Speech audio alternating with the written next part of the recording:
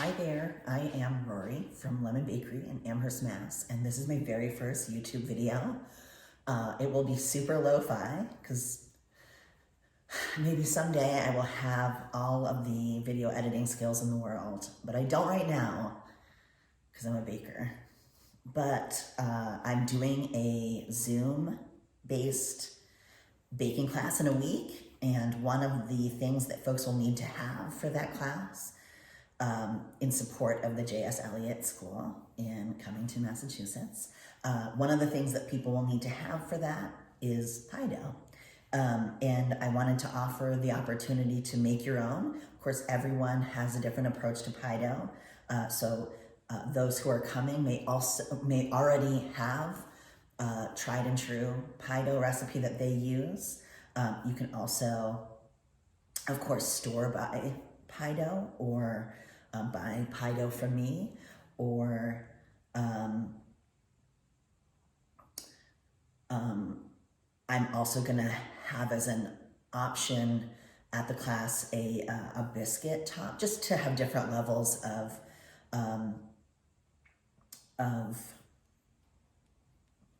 expertise. Is that the right word? So a biscuit top is a little bit easier, and you can also make it, it's more readily made gluten-free. So let's get into it. It's really easy to make pie dough in my opinion, but what's most important is that the butter, which I use a high-fat butter, a European style butter, it has usually 83% fat. That's what's available in the United States. And it just adds terrific flavor. The higher fat adds terrific flavor.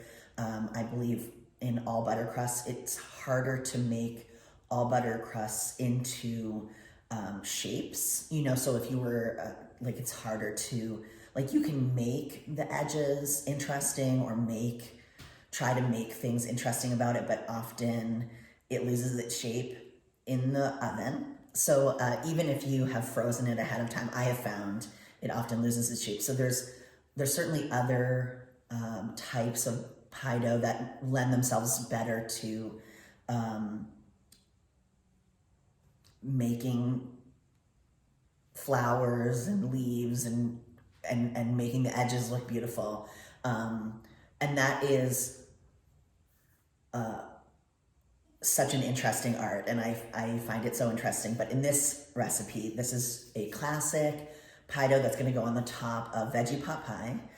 So it doesn't necessarily need to be super gorgeous. And in other videos, maybe in the future, I'll talk all about different variations of pie dough that can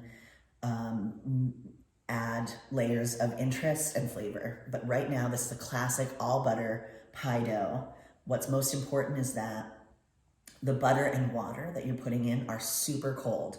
I just took my butter and water out of the fridge, so we're gonna get into it so that they don't get any warmer than they are right now. So what I have here is just all-purpose flour and salt. In the description below, I'll have the recipe for that will make 2 pie crusts, either for 2 separate single crusted pies or for a double crusted pie. This is a little bit more than you would need. This is half the recipe that I normally make, of course, because I'm a bakery, so I make a big batch of pie dough. And I wanted to try to make a slightly smaller batch. So this is a little bit more than you would need. So in the description below, I'll have the recipe for just two classic all butter pie doughs. So here we go. Let's get into it. I'm going to show you the ingredients and put them in the bowl, and then I'm going to shift the camera over to the bowl so that we can do the addition of the butter and the water together, and I can show you how it comes together and what it should look like. That's really the most important part. Okay, so I don't know if this is loud or I have a very big space, so it could be echoey. Please forgive me. So there's 1.5 pounds of flour, a 1/2 ounce of salt. I am going to put that over here. That goes right into the bowl. gonna be loud. Here is a paddle attachment. That's what you want. And I'm gonna turn it on and then come around and move the camera so that you can see into the bowl. But basically, at least initially, we're just gonna turn it on and let the salt incorporate into the flour. Some low.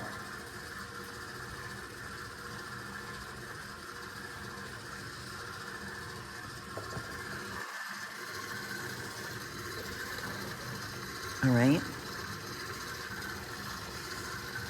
I'm gonna come in a little bit. Let's see, a little bit closer. Okay. Let me make sure it is focusing on what's in the bowl and not the mixer. It's focusing on the mixer.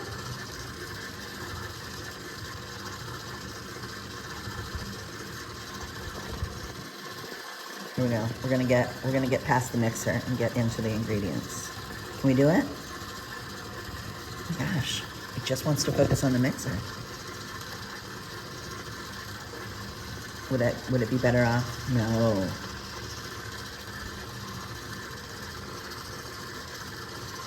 Maybe if I do this one time, hello guys. Lo-fi. Hey, look at that.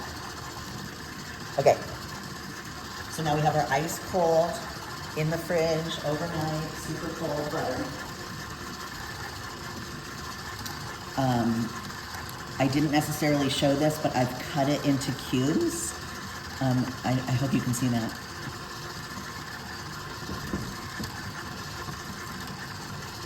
So now I'm going to, and you're going to see me do this in the camera. I'm actually just going to come around so that I can see what you can see. Okay, so it's cut into little cubes, and we're going to put them in one at a time. You can see them going in one at a time, super cold.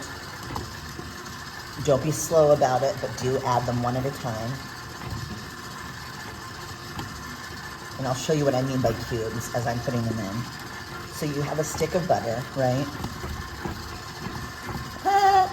Look at him. So you can see that that's like one square from the stick of butter, and then I've cut it into 4 pieces. So that's what you're looking for, little cubes. Just like that. A little cube of butter. So we're gonna get those in one cube at a time, as fast as you can. I'm trying not to knock the freaking camera, right? For goodness sakes.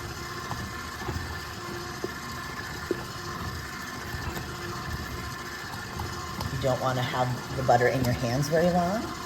So be cognizant of that. Your hot little hands. So we're just going to break it into its cubes as quickly as possible. Keep it as cold as possible for as long as you need.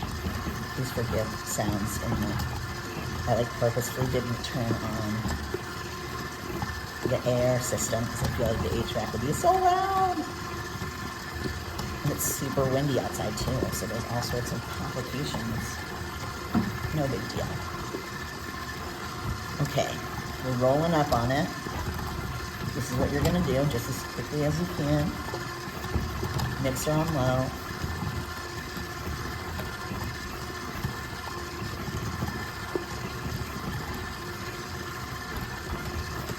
What we're looking for is for there to be pretty big pieces of butter still in the flour once it's done, in the mixture, I should say, once it's done.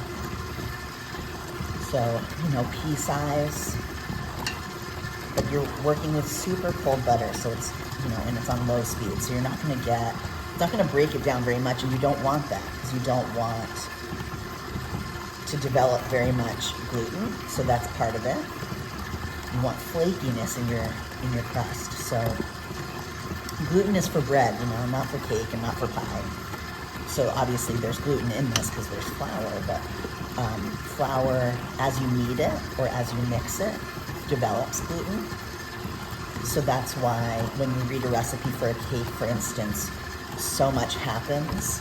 You beat the sugar and butter together, and then you add the eggs one at a time, and you're developing structure in those things long before you put the flour in. And then when you put the flour in, it's like, you mix it until it just comes together. There can still be, you know, dry spots, and then like mix it by hand to bring it together.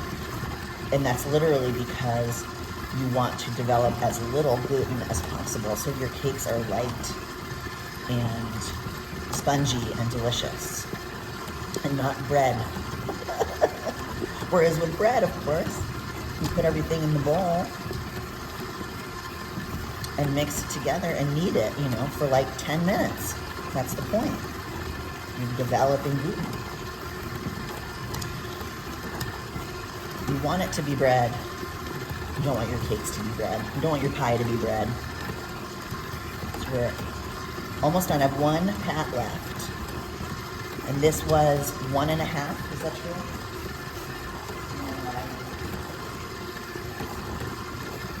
I'm so sorry. This is 1 pound of butter. I have my little recipe over here that I use. Okay, so now I have my super cold water.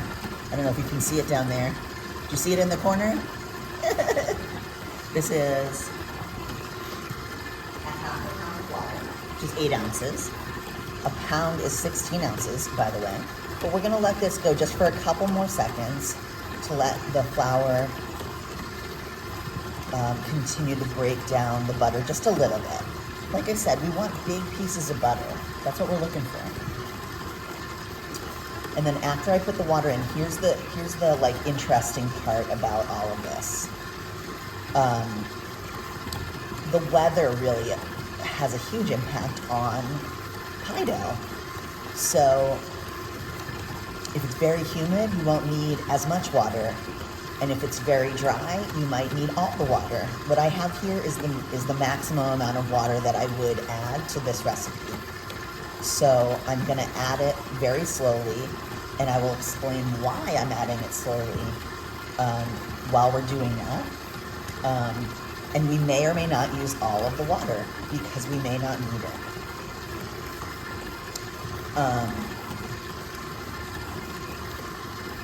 If it's too dry, of course, it's really hard to work with.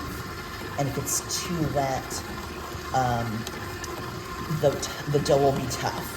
So we're looking for a medium. We're looking for the right consistency, and I'm gonna make an effort here to show you what that looks like. Okay, so we have our water, and I'm gonna pour in just a little bit at a time. And the reason I'm pouring in just a little bit at a time, and I welcome you to get a tablespoon measure and do 2 tablespoons at a time if you don't trust your hand to go slow. And then we're gonna let it develop with the water, because it takes a couple seconds for the water to incorporate into everything. And if you add water too quickly, it will be too much water, and you won't know it until it's already come together. So does that make sense? I hope that makes sense. So let's start. We're gonna go, that's just a couple tablespoons of water. And I'm gonna show you exactly what it needs to look like. Basically, I take it to the bowl just starts to clean, to like mix cleanly. And I'll show you what that means. But you can see just a little bit at a time. I don't want to overdo it.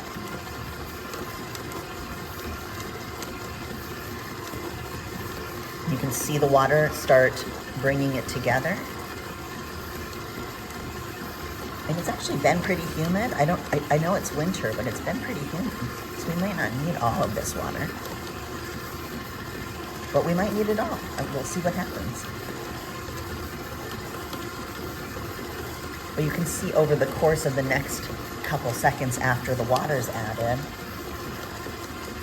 you can see the ingredients getting wet. So you want to give it that time to come together. And I'm just doing 1 tablespoon, 2 tablespoons max at a time.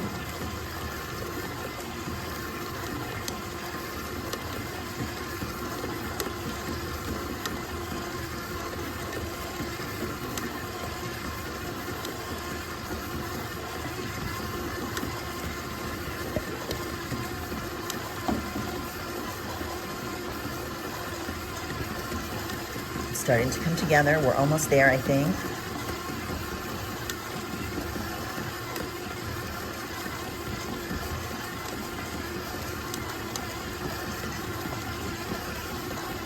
I'm going a little slower than I normally would because I want you to see it. I want you to see the progression. But you can see that it's starting to clear the bowl. Do you see that?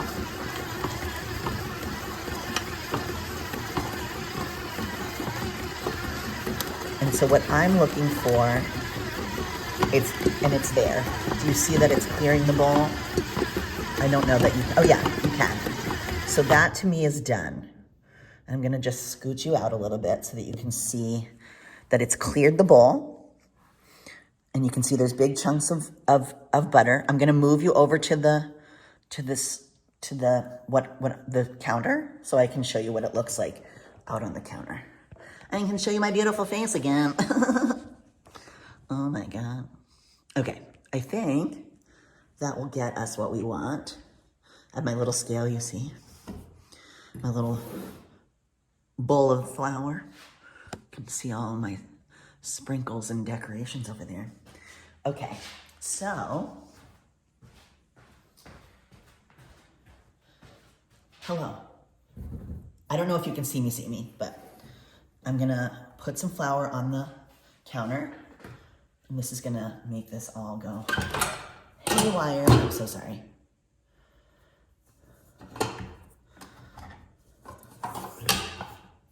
So, I don't know, maybe you can see me, maybe you can see the bowl. My hands are clean, by the way.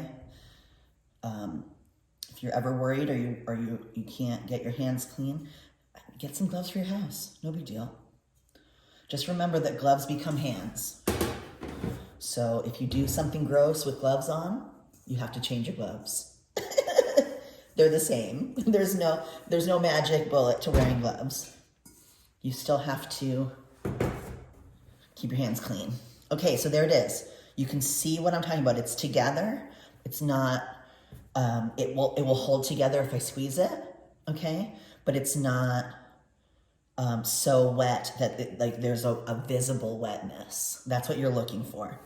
And so what I do is, because you need to chill pie dough before you use it, at least for an hour, but actually overnight I find is better.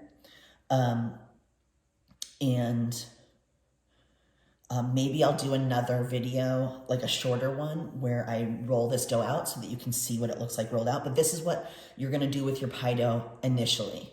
So I use 8 ounces of pie dough for a 9-inch pie, so like a standard size pie. One pie dough is 8 ounces. You can use, if that feels like not enough for you, like when you're rolling it out, it feels harder to roll out, I mean, feel free to use 9 ounces or 10 ounces. The recipe below is for like a standard 2-crusted pie. So you're welcome to just split it in 2, just right down the middle. This is just what I do. So I get my little piles of 8 ounces. And this part's gonna be boring. I'll just do a couple. Okay, so obviously this will make a bunch more, but we have our 2 little piles, and then we're not gonna overdo it. Just go right in a circle. Make sure it's cohesive. I guess if you had, that's what you're looking for, just a little round. We're gonna do that for our 2 pie doughs. No big deal. If it was too dry at this point, you could do something that's called, I'm gonna say it wrong just for TV, but frissage. It will be, your pie dough will be a little tougher, but it will come together if it's a little bit under, and that's where you just kind of push it together with your hand to produce an outcome where it comes together in this way. I don't love that. It can have, like I said, it just be a little bit tougher. So my preference is that we've barely touched them. We've just brought them together. And then they'll go and rest for at least an hour or overnight. I'm gonna wrap these both in plastic. I'm not gonna show that part. But I'm gonna wrap these both tightly in plastic and put them in the fridge for at least an hour, or like I said, overnight. And if you wanna make a larger batch of pie to have pies ready, you can easily take these rounds, wrap them in plastic and put them right in the freezer. It's no big deal. So I hope this has been helpful. This is how I make my pie dough.